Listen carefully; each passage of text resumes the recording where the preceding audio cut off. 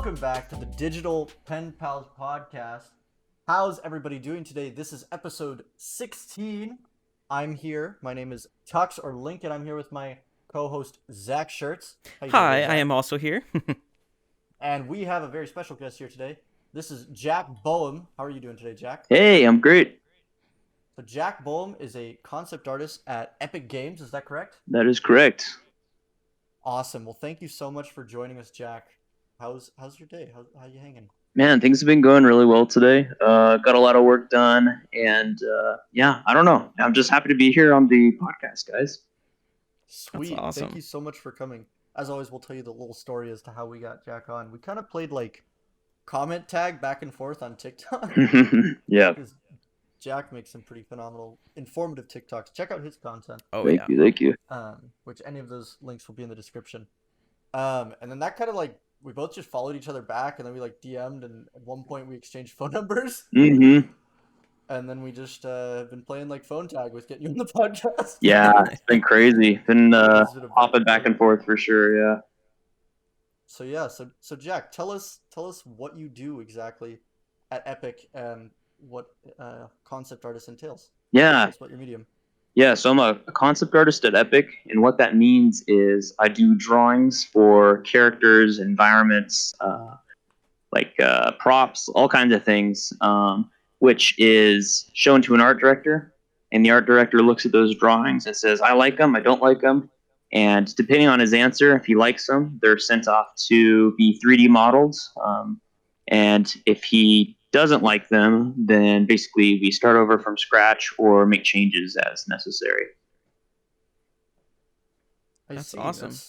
That's super cool. Now, what kind of programs do you use kind of to do that thing, and what's kind of the whole process behind that? Yeah. So I use Photoshop. Sometimes I'll use Procreate when I'm working on my iPad, but mostly Photoshop on computer. And the process kind of starts off with usually a sketch. So I'll do a quick little like line art sketch with a digital brush, and from there I'll add in color on like separate layers. And that's usually the point where I'll run it by an art director for feedback. And if it gets approved, then usually I take it a little bit further and I paint it out and render it and make it look more three-dimensional, even though it's a 2D drawing. Yeah, I've seen most of your stuff like on your ArtStation and your TikTok and stuff, and I for some of them I thought they like were 3D models Oh, initially. thanks. That's a I'm like, compliment. I oh, that's so appreciate sweet. that. Well, that's super sweet. How'd you like get into all this stuff? Yeah, so I started game design, I suppose, in high school. I always thought it was interesting. I'll go even further back. Growing up, I wasn't allowed to play video games. So, of course, it was like the forbidden fruit to me. Anytime I could get my hands on a game or something, I was super excited. So, like at neighbors' houses, friends' houses, stuff like that. And so, to me, that was always a treat. And I guess it kind of just carried into like adulthood. And throughout that time, I always enjoyed creating, like drawing and writing, stuff like that. And I found that games, since I was already naturally drawn to them, were kind of like the medium of getting able to create art and also play games at the same time. And so they fit together really well. And in high school, I started doing pixel art. That's kind of how I got into just art and digital art in general. And I worked for a game called Grawl Online. I started off as a player and kind of like created fan art and things. And eventually, they hired me on as a just pixel artist, I suppose, kind of concept art too, a little bit in there. And so I just kind of furthered my career through a lot of like small indie titles and mobile games until I worked my way up to Epic. Well, that's super fascinating. So you went from a player of some of a game, and then they pretty much just noticed your stuff, and you became just part of the team, pretty much. Yeah. So they had like forums, and I would always just post my stuff there. And I guess it was good enough to get the attention of some of the other developers, and they were looking for pixel artists. And so the advantage though was was a pretty small community. So there wasn't a ton of other artists at the time that I was, in a sense, competing with. And yeah, it was like usually the player count was around like 2,000 3,000 Mhm. online at once, and so it wasn't too big, but enough to get a position from it, I guess. Yeah, that's super neat. So, did you initially start art with pixel art, or did you kind of like sketch a little bit before that as well? And Yeah, I started sketching. Like I've always kind of just doodled and stuff. Like I remember in middle school, just like getting really bored in class, just drawing here or there. But for the most part, um, I didn't start seriously drawing until after I started pixel art. I'd say that was around kind of like high school years, where I was like, I can do more of this, I think. And just the medium of digital art really excited me. It was a lot faster and easier to clean up than like paint or like marker and stuff. And so I was like, I kind of want to give that a shot. you And have the so, glorious undo button. yeah, exactly. Got the Control Z fighting for me. My best friend. Now, would you say that like most of your career has been like networking? Because I feel like that's like the key to everything is just people network and eventually get to their spot in their career. Yeah, I think that's one of the biggest, I guess, yeah, like things that you need to keep in mind for sure. Trying to figure out what I'm trying to say here. I'd say skills like working on my pixel art skills or digital art skills is always something that's happening, like it's going on in the background. Um, but yeah, networking is definitely kind of what's propelled me in a sense and opened up these opportunities. I feel like if I hadn't talked to people or gotten feedback or just yeah reached out to anybody really, like a lot of these opportunities wouldn't have existed. So pretty much an equation, if we were to put that in like math terms, it would be skill times networking equals working at Epic Games. Yeah, something like that. Yeah. I remember I forget which artist this was. I think I mentioned this before, but they mentioned that they had put every single pretty much piece of art that they've done or like all the stuff that they were proud of, and they had put it on every single social media platform Mm. and pretty much just spread their stuff all over the internet. And they said to this day they've gotten a job from every single one of those, including places like Tumblr and like DeviantArt and Oh places wow. that maybe aren't seen as super professional. Right, right. Yeah, it's crazy. Just how like how many people are out there looking to have work done on like every platform really. And like TikTok's been a hugely growing one as we've seen. Like a lot of people that need work done, and there's been a lot of people that have reached out with offers on things on TikTok, which has been really cool. And yeah, it's like even things that you would not, I guess, super expect. Like I see LinkedIn is one of those that's growing like crazy for as just a social media platform to find work. And so Yeah, and you wouldn't think that yeah, people like would for use that digital for art, art. yeah. And so it's kind of cool. So I know we met through TikTok. Tell us a little bit about your experience on like the platform. Like when did you join and how that's been going. Yeah, I started about. I realize I keep saying yeah at the start of every answer. Yeah, you're good. uh, I started about halfway through 2020, I think. Yeah, I was just like in quarantine. I saw a couple of my friends started early 2020. I wish I would have, because that would have been That's when immensely things were popping helpful. off. Yeah, exactly. But yeah, I started around 2020, around the middle of the year, and didn't really. I kind of almost downloaded it as a meme in a way. I've heard this a lot. Like people are like, I did the "All same right, thing. I'll give it a shot." And yeah, I just started posting like little, speed arts or whatever you call them, just like me drawing or something. And it was all right. I had one that went viral with Bella Porsche, which was really cool, and that's kind of like where I'd say things started gaining momentum, like snowballing kind of. Um, but I think the biggest amount of growth has been when I started posting like tutorials, and I realized that it's kind of like what I really enjoy doing on TikTok as well as like tutorial based content and kind of giving back to the artist community and sharing what I know in a sense. Yeah, I would say those tutorials are like gold. I didn't tell you this, but I studied your TikToks because I was trying to. I mean, not like in the tutorial sense, but like Mm. as a fellow creator, I was like trying to dissect them and figure out. I'm like, Up your why are they game. so good? Because I know they're good, but I Mm. don't know why. And so I Oh, thank sat you. there and like went through a bunch of them, and I looked like that crazy guy from the meme that's just like writing all over like the sticky notes and the pins and Oh, Yeah, that's yeah. stuff. funny. And he's just like he just looks insane, and he's like trying to point out stuff, and that's what I felt like. I was like writing on a mirror, and I was like trying to figure out. I was like, okay, so he starts off with this, and he does this and that, and like this is what gives it like validity. And I'm like, that's so interesting, and Mm. I found it so interesting, and it gave me a better appreciation for like the stuff that you make because I was just like astounded by how concise and well um, thought out they were for something that's like under a minute long. Mm. Thank you so much. That's a super super nice compliment. I appreciate that. Yeah. Yeah, I Yeah, I think. think Oh, sorry. I was just gonna say I think pretty much everybody who's seen those tutorials recognizes how gold they are. That Oh, TikTok has been being mean to artists lately. Yeah. you guys are too kind. Thank you so much. I think you can kind of look back too and see my, I guess, change in like formatting of the videos and stuff, which is kind of interesting.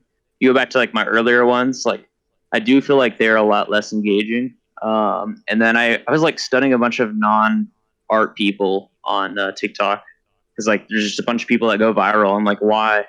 Why does this keep happening? Yeah.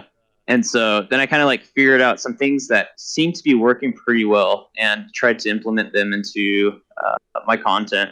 I also looked at like YouTube a lot too, like trying to see what YouTubers are doing, because I think just keeping people's attention in general is something that YouTubers do really well, and obviously that's what makes people go viral on TikTok as well. So it's interesting to watch. Yeah, I definitely agree with that. Like I think it's important to like just like take into consideration other people's successes, and I think that's what we all kind of do. We all try to like hop on the back of one another like in learning wise and trying to figure that stuff out because it's not easy because there's not really like always an exact science. It's more of just like experimenting and like looking around at other people that have gained success. Yeah, it's so true. And algorithms are always changing, so different things are being prioritized at different times, and so sometimes it feels like a grind, and then other times it feels like it's payday. Yeah, it's like a feast or famine on TikTok, especially. It's like you're either like riding in the clouds or you're rolling in the dirt. No, I've found whenever I'm gaining followers, I'm gaining it like by the thousands per day, and then it'll go straight to like nothing. Like they turn off the faucet. They're like, all right, you've gotten enough. That's all. Yeah, and they're like, "Okay, wait 3 months." That's so true. It's like keep making stuff, but keep making stuff for 3 months, and then we'll give you more. Yeah, that's very accurate to my experience as well. It's Good thing, it's good thing to know we're interesting. validated in that. Yeah, yeah. It's interesting. Like, I think most other social media platforms have found like kind of like you've probably heard of like people comparing social media to gambling in a sense of like you scroll once in a while you get like a little gem and you get the dopamine spike or whatever. Um, and so as like a consumer, you see a lot of these platforms being like gambling, but I feel like TikTok has done that not only for the consumer but the creators as well, like giving you randomized reward in order to keep you posting. And Yeah, I've heard the term intermittent reinforcement thrown yeah, around. yeah, that's exactly it. I feel like I don't know how intentional it is, but something about TikTok is like doing that really hardcore. Seems sinister. Yeah.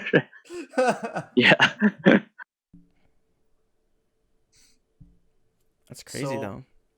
so you mentioned earlier that video games were kind of an inspiration for your art. What other things kind of have inspired you to make art and pursue like art as a passion? Hmm.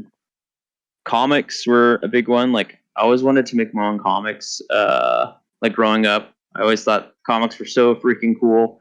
Like books like Diary of a Wimpy Kid or other ones. That just got me excited to create my own little stories and things. And then I'd say like TV shows like cartoons, like obviously like all the Disney Pixar ones. Pokemon was a big one. I just Pokemon has such an interesting world, and as a kid too, it just like grabbed my attention. So universal. Oh It's yeah. Yeah, crazy. yeah. Dude, anybody that doesn't like Pokemon is a pessimist. That's a platform I could run on. Well, sweet. Now, is there any like, what's what's like your favorite project that you've worked on then? Mm, I think my favorite project that I've worked on is probably one of the projects I started at Epic, or didn't start myself, but like that's what I started on was Spy Mm-hmm. and that was a lot of fun to help develop. And then also, I think there's a personal project I'm working on right now. I can't say too much, but I'm trying to create like a VR style game, and man, I've really been enjoying it. It's a great kind of like I guess diversion from everything happening in life and just the craziness of work and stuff. And so it's been a lot of fun. It sounds super interesting. I don't want to pry too much, but no, I'll be first in line to get that on Steam Yes. or wherever it launches. I will let you guys know. Um, so with the Spy Jinx expansion, is there any specific like skins or assets or concepts of anything that you specifically worked on and that they're like almost like your baby? Yeah, so Spyjinx is still in development, so I can't show off anything, unfortunately. Mm-hmm. Except there have been a few things that have been released for like promotional things, like images and things. But there was a lot of character designs that I got to do for that project, and it was super super fun. As you can tell from the name, it's very much spy based, and so it's just like taking that idea and running with it.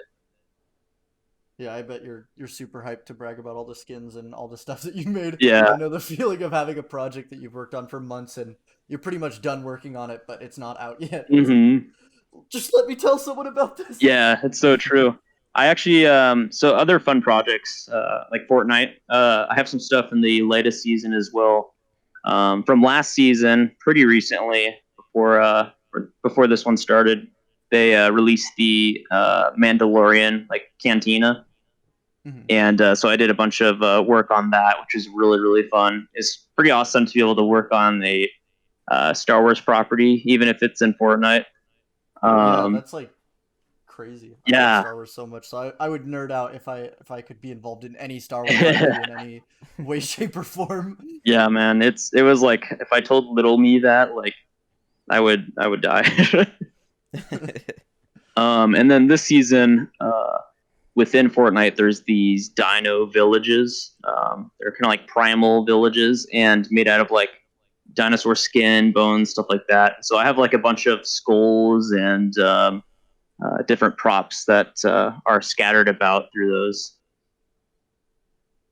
That's crazy. And something that like always kind of comes to my mind when I'm thinking about working as a concept artist, I feel like it's really cool to finally get that dream job, but then it's also kind of scary because you're like, okay, now I have to hit deadlines. How crazy is it going to be? Because no one can really quite prepare you for like the workload, right? Mm-hmm. So what's that like, and what's your like what's the reality of it? Yeah, yeah. It's pretty stressful sometimes. I will be completely honest. I love it to death. I'll say that. But just the turnaround on things can be really fast. And as a concept artist, it's your job to almost like start the conversation with a lot of these things. Like directors and coworkers are basically using your stuff to pitch to other people in the company and say, "This is what we're trying to do. This is our vision." And so, as a concept artist, you're kind of like the front line in like the army, So people rely a lot on you, Yeah, you and got to make the stuff cool so that it can be sold. yeah, exactly. It's like you got to get people excited. And so that's definitely been a challenge, and I've found that I'm still learning how to deal with it, but if I get excited about something myself, it helps a ton. It's much harder when you're given something you're not super pumped about. and then trying to make that exciting. I think you can tell when an artist hasn't put his heart into something. And so Yeah. for me, it's like trying to find whatever it is, and I'm just like, whoa, this is great. And sometimes I can't. And so what I try to find in it is like, oh, I could practice a skill, or I could like get better at, whatever the subject matter is, trying to find some like educational thing from it. And that can help a lot. Yeah, so it's like, hey, I'm not really super into designing these swords, but let's learn how to draw metal better. Let's learn how to draw weapons better, and then that'll make you get excited about it. Yeah, yeah, you nailed it. That's perfect. Yep. I think another thing too is just like even though you're on the same team, I have this problem of like comparing my work to people on my team, which I think can be good as long as you keep it in check, right? And Yeah. so it's like, man, I'm like so far behind, and just like trying to keep up with your teammates and get feedback from them. It's very very nice to have people you can reach out to that you feel like are leagues beyond you, even if it is hard. You're like, man, I'm losing this race, but being able to reach out to them and be like, hey, like I love the way that you stylize that leather or like that cloth or that skin. Can you teach me something or show me how you do that? Like I feel like that's a very powerful thing and very humbling too. Well, just so you know, there's not only people in front of you, there's also people behind you. The way you regard them is I would say how I regard you and your art. Oh, Like thanks. I see your stuff and I'm like, this is what I want. This is all I want to get. This is the point I want to get to. Oh man, that's super kind. Yeah, and that's the thing too. It's like making sure that I'm like the people I admire. I think is important. Like trying to help out anybody any way I can, just like they've done for me. Is like what is it? Paying it forward. Like I got to make sure I pay it forward. Hmm. Right. One of the huge things we talked about last week with Dave Cobb was teaching like the next generation and Mm. passing on your knowledge to those who are aspiring to do what we do.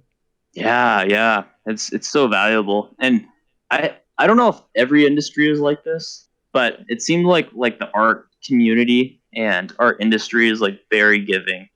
Like Oh people yeah. from my experience have been extremely generous with their knowledge and what they've learned, which is really cool. Yeah. I love that so much. I love meeting. I I always see these big artists, and I'm always super nervous to talk to them because I think they're going to be pretentious and intimidating and look down upon me. But they're always the nicest, kindest people ever, and Yeah. it gives me so much joy. I'm still trying to find some mean artists, dude. Most of them have been pretty good to me. You just start being a mean artist. Just Yeah. roast us right now. I gotta fill the role, huh? That's funny. I was wondering too, like, as far as like education and training and stuff, because you mentioned you started off like pretty much doing pixel art. Did you go to school at any point for training, or is this something that you just developed on your own online or through tutorials? I don't know. Yeah, a lot of my my skills I think have been developed from just like drawing and practicing on my own. But I will say like YouTube has been huge, immensely helpful for like learning. And I also went to a school called BYU, Brigham Young University, for about 2.5 years, and I participated in the animation program, which was great. And after that, that's around the time I got my internship at Epic, and so I dropped out after I had been doing the internship for about like 2 years or so. That's exciting.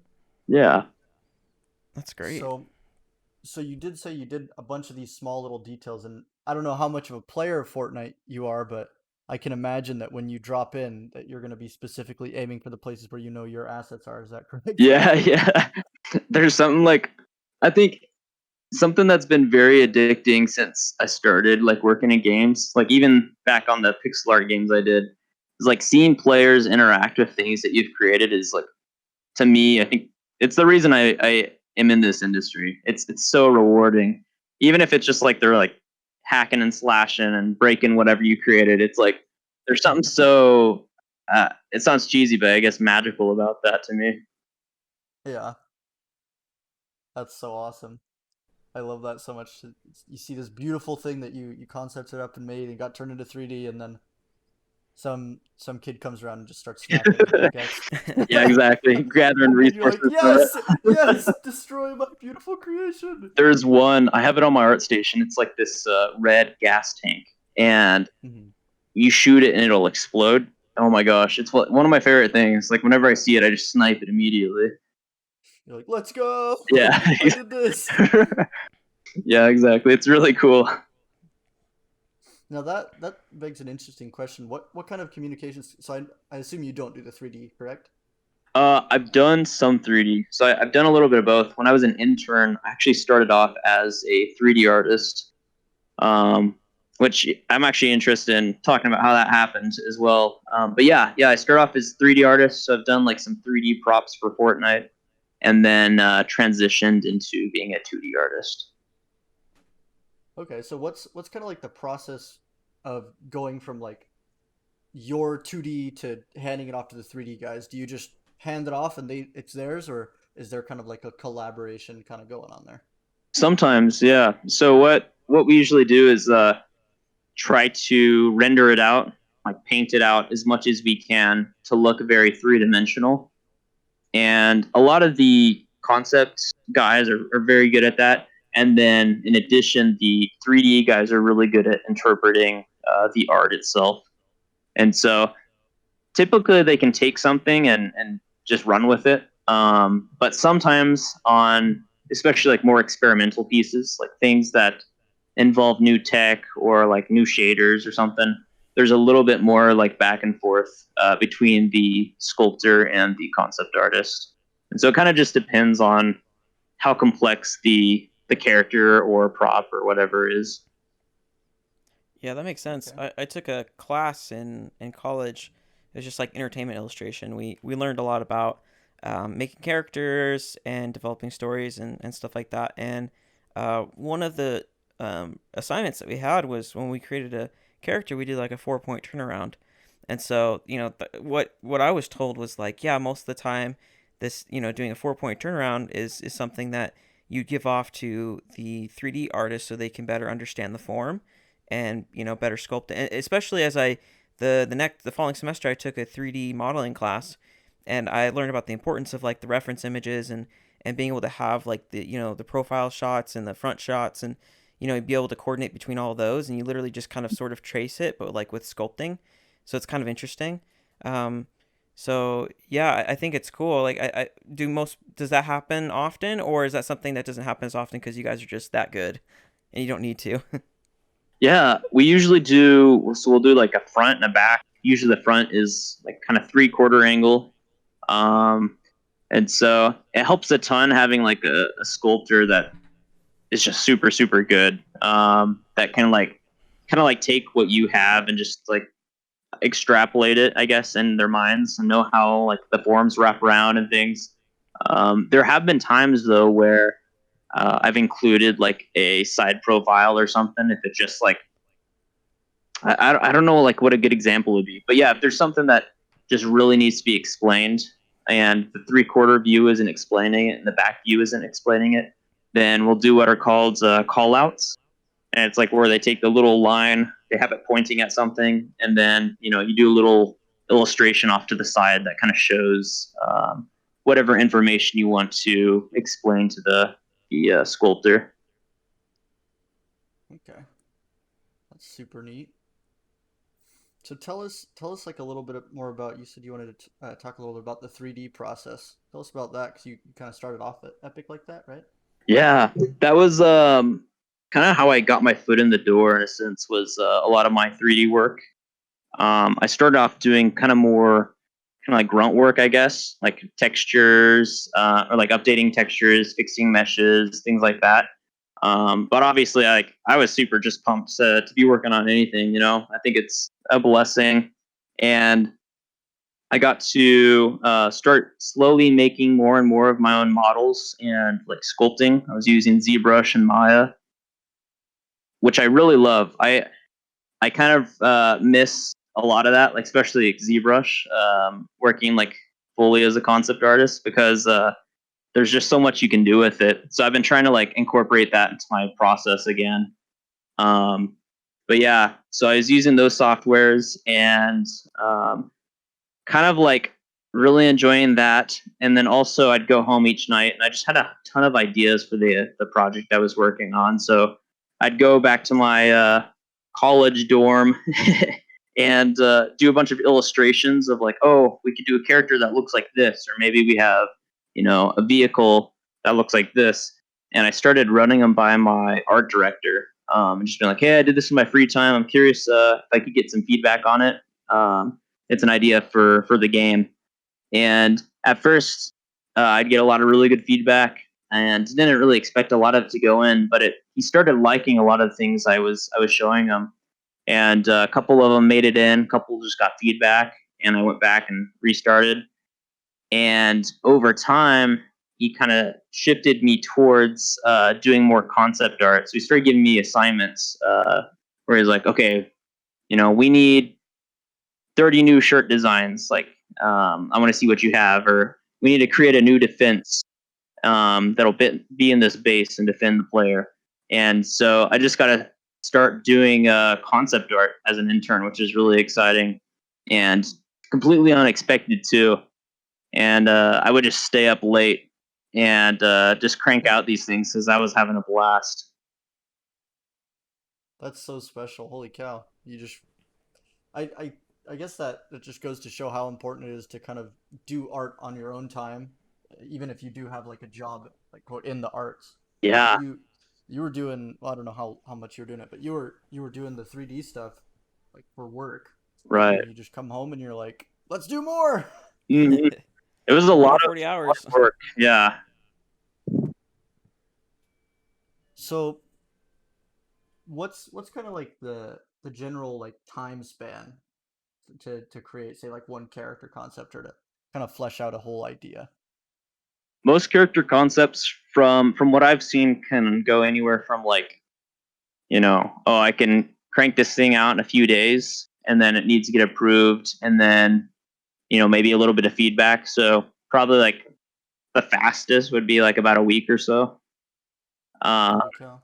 but the and that's like after approvals and things. But some characters will go on for like, you know, anywhere from like a week to a month even. And those are the ones that maybe involve more technical things, or they try different like shaders or geometry changes that we haven't seen before. So they're kind of unprecedented. Are any of those released yet, or are those prepping up? Yeah, so each like season will kind of have new things. Like I'm trying to think of a good example. So there is like a while back in Fortnite, there was this character that was released, and he looks like he's riding one of the loot llamas, and so Hmm. that obviously had a different hitbox, or excuse me, not hitbox, but just geometry than most other ones, and so we had to figure out if it could work with the current hitbox, and what that would mean for people playing the game, if it would give them away too much, or and then same for like characters with unique shaders. It's like, is this going to look good in engine? Like, it looks really good on the paper, but we need to work with the artist to make sure this looks good in 3D and not just 2D. That's super neat. That's This is like awesome. so much stuff, like so much information that's just like I got a million questions going through my head. Yeah, hopefully it helps. I'm kind of just rambling, so cut me off at any point if you need to. No, we love it. So, what kind of advice would you give somebody that's maybe looking to get into concept art, or trying to kind of like do what you do? I would say just start creating as much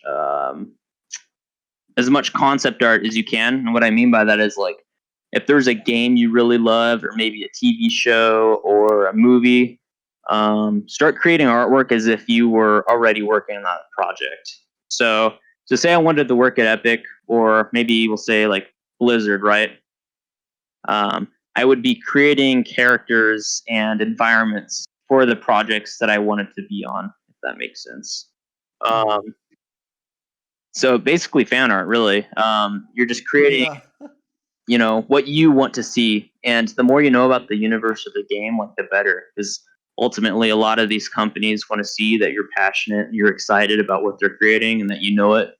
And they want to know that they could hire you and you'd immediately be able to create what they need, if that makes sense. And so Yeah. I'd recommend starting to do that. Also, just drawing every day.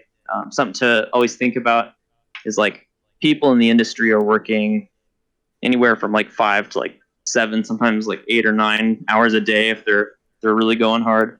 And so it's like you have to, in a sense, keep up with that, or at least Keep up the point. get your legs underneath you. Yeah. So it's like if you're not drawing at least an hour a day, it's going to be very difficult to get to that point. Yeah.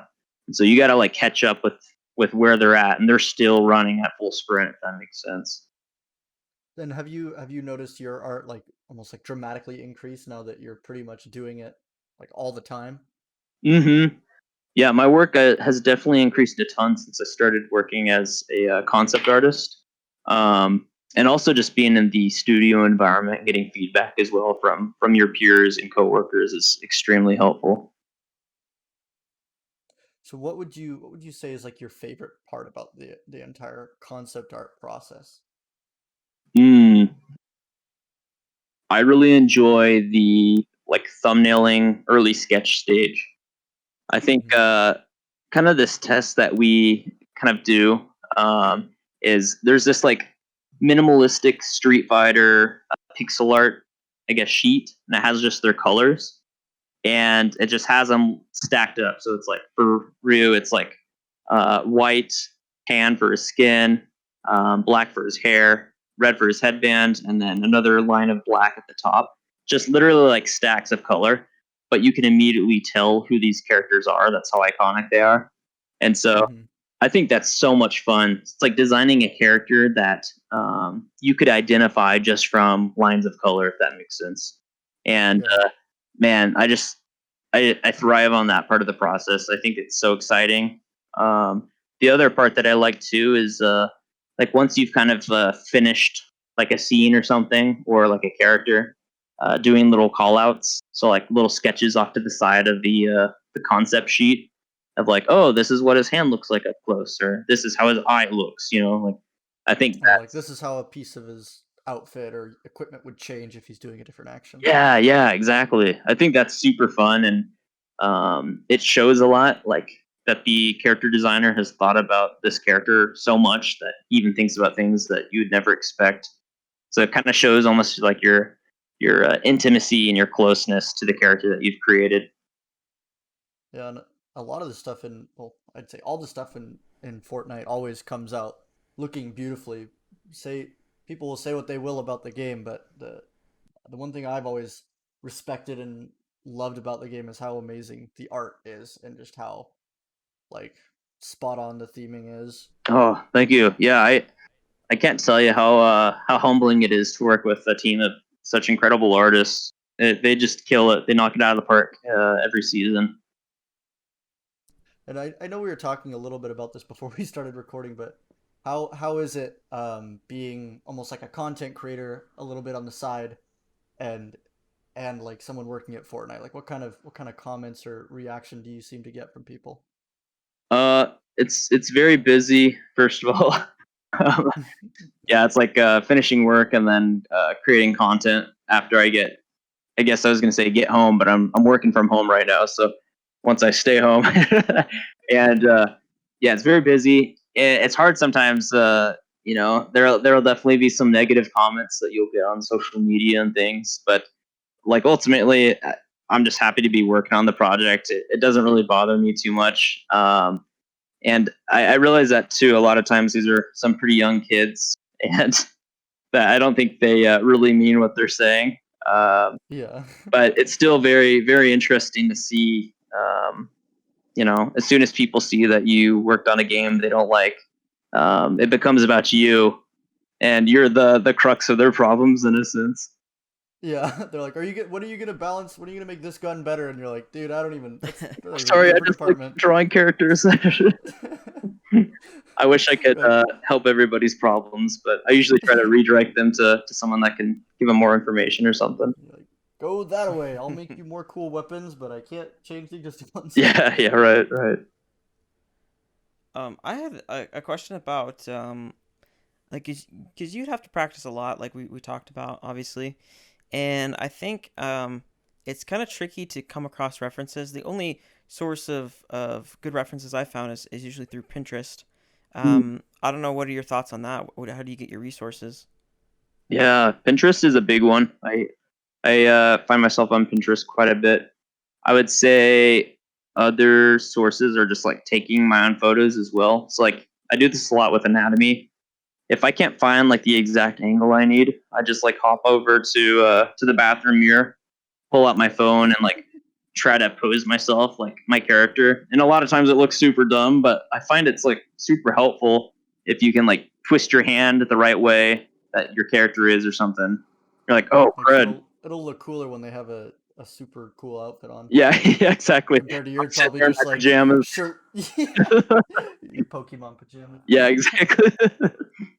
And so, but yeah, I'd say, taking my own personal reference photos when I can't find what I need. Um, there's some like artists and things that have released like picture packs too that I found very useful. So like I use them mostly for anatomy. They have like a bunch of turnarounds of like different models, and it's super helpful if you're like you need a really weird angle that you don't find on Google or Pinterest that often. Um, but yeah, most of my stuff I use for practicing, like gesture drawing and stuff, comes from Pinterest, and then there's a site called Line of Action that's really helpful as well. Super sweet. Um, so here's another question. I know you said that a lot of the people in the industry are working sometimes 5 to 8 hours even. And a lot of people, this is like one of the biggest problems I hear from other people in art is art block. Mm. Personally, I like to put in my mind, art block doesn't exist, and I'm not going to acknowledge that it exists so that I never have to face it. But what's your advice to deal with quote like art block or like a stump? I'm kind of like a little bit similar, where it's like I know that I struggle sometimes for sure. Like I feel it hardcore. Yeah. But it becomes different too. Like as you guys probably know, like when you're working, like when you're getting paid to create whatever, it's like you're like it doesn't matter if I don't want to draw. Like I got to figure this out because this is my at the end of the day, this is my paycheck. You know. Yeah, me and Zach do graphic design, and some days I'm like, I am not feeling it today, but Right. let's crank some out. Yeah. Yeah. Exactly. And so that's kind of part of it. Just like it doesn't matter. Like I got to do this. But there's some ways that I've kind of like started to try and combat it a little bit better. And one of them is just kind of returning to what got me excited about drawing or creating art in general.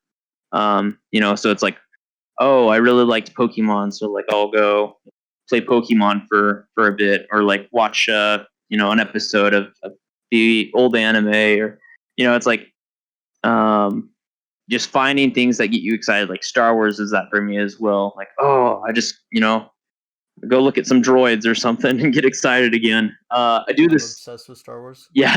Oh, good, good. um, ArtStation too. It can be. I know for especially for new artists, it can be very intimidating. But I try to look at ArtStation and the work that other people are producing as like a goal for me. It's like, oh, if I keep drawing, like if I work through this, I'll be able to draw like that someday. And to me, Yeah. that's super exciting and motivating. So I can use ArtStation to get me pumped about drawing again. Usually. I think that's a really positive way to approach like comparison in art because I feel like a lot of the times I personally have the issue of I'll compare my art to other people. I'm like, oh, it's so much better. It's gonna be years and years before I can reach that point. But as like an artist, we should be comparing to other art to be like, hey, this person does really good art. Let's figure out why it's really good and try and implement those strategies and shapes and whatnot into my pieces. Yeah, it's really hard to do, but man, if you can, like, you see the people that do it and just how they'll definitely excel and get better and better. You gotta hype yourself up. I love that. So we're kind of reaching the end here. It went by so fast. Holy cow. Can you believe it's already been 45 minutes? Oh my goodness. And we've just been hanging out talking about the beauties of art. But Exactly. before we go, is there any word of advice to any, I know we asked you about specifically concept artists earlier, but to any artists out there, to all artists out there, is there anything you would like to tell them? Any word of advice? Any last words that you'd like to share? Any words of wisdoms from the Jack Bohm? Oh man, that's a lot of pressure. This is the big question. Yeah, I'd say no matter what, don't stop drawing. This is really what you want to do. You can make it happen. You just got to keep working. It's all a matter of hard work and reaching out to people. I think one thing that has helped me a lot is kind of framing art and concept art is a sport. It's like if you drive by like a high school or like anywhere really with sports, like you'll see there's always people out there practicing. It's like they finish their work day, which is like school. They go straight out to the football fields and they start practicing. And I think as artists, we need to think like that. Like, okay, this is a sport. This is training. I need to dedicate myself to this. And if you can start treating it like that, you'll start improving a ton. Versus like, oh, I'm demotivated right now. I'll just wait for inspiration to come. And I don't think it's bad if you want to do it as a hobby, right? It's like some people that works perfectly. But if you do want to do this as a career, treat it like a sport, and keep drawing. And then also, yeah, start finding communities online of other artists, getting feedback, and trying to make friends who can help you as you help them. I love that so much. I think the big takeaway for me, at least, from this episode is kind of attitude. I feel like as artists, since we're inside doing our craft most often, we can pretty much stop doing it at any given time and open our phone or sit on the couch or whatever. whereas like you said, people doing sports, they are on the field. If they want to get off the field, then they have to get off the field, take off their equipment, drive home, and then sit on their couch. Yeah, For us, it's like it's right around the corner. that's yeah, really good way to put it. So Absolutely. it's a little dangerous sometimes, and it's a little harder. Yeah, discipline is super important. Now, awesome. Before we go, shout out anything you'd like to do. If you have any online classes that you're doing right now, if you're selling any brush packs or what have you, or whatever your socials are, tell them all right now. Brag about yourself. Shout out anything you want. We'll also put that in the description as well. So check those links out that he's about to say right now. Oh boy. Okay. You can follow me on Instagram. It's Bohm Artistry or Jack Bohm Art. Either one should pull up. I also have YouTube where I'll post tutorials and some things that I create on my TikTok, and that's just Jack Bohm Art as well. And then of course TikTok, which is Jack Bohm Art. And then I have a Gumroad too. If you want free brushes or you want to see what tools I'm using, you can go there. You should be able to find that under Jack Bohm, and hopefully I'll post tutorials and lessons on there eventually. But for now, just have some free stuff. He's got some awesome free brushes. I can attest to that. Thank you, thank you. Sweet, sweet. Well, thank you so much for joining us today on this episode, Jack. We are so humbled that you've came down from the FORTNITE castle to join us on our small little podcast. But thank you so much for coming. This has been Digital Pen Pals Podcast. Thank you all for listening. This has been Tux, Zach, and Jack. Oh shoot, that all rhymes. Jack, do you want to be on here permanently? That was so perfect. Oh man, I'd love to come back sometime. You guys are awesome. Oh, perfect. Thank you guys so much. We will see you guys next week, and draw every day and have a great attitude. Later. Bye.